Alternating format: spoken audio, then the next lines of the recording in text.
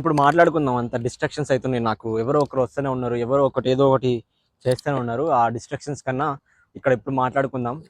సరే, మీరు అడిగిన క్వశ్చన్స్ ఏందనంటే నన్ను, బ్రో నేను మెకానికల్ ఫీల్డ్లో ఉన్నా, నేను ఇంజనీరింగ్లో ఉన్నా, నేను కంప్యూటర్ సైన్స్ చేశాను, నేను ఐబిఎం తీసుకోవచ్చా, నేను ఫార్మసీ చేయొచ్చా, మీరు ఏది చేసినా కానీ ఇండియాలో వీడికి మీరు మాస్టర్ లెవెల్లో ఏ కోర్స్ అయినా చూస్ చేసుకొని ఇక్కడికి రావచ్చు.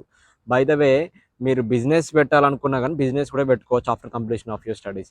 మీరు స్టార్ట్అప్ చేయాలనుకున్నా కానీ స్టార్ట్అప్ కూడా చేయొచ్చు. మీరు పిహెచ్డబ్ల్యూ చేసుకొని ఇక్కడ సెటిల్ కావాలనుకున్నా సెటిల్ కావచ్చు. ఆఫ్టర్ కంప్లీషన్ ఆఫ్ పిహెచ్డబ్ల్యూ మీరు బిజినెస్ వీసా తీసుకోవచ్చు, స్పాన్సర్షిప్ వీసా కూడా తీసుకోవచ్చు. సో ఇక్కడికి మీ టార్గెట్ ఏంటంటే ఇక్కడికి స్టూడెంట్ వీసా పైన వస్తారు ఎవరైనా కానీ. మీరు 1 year కోర్స్ తీసుకోవాలా, 2 years కోర్స్ తీసుకోవాలా, అది కూడా మీ చాయిస్.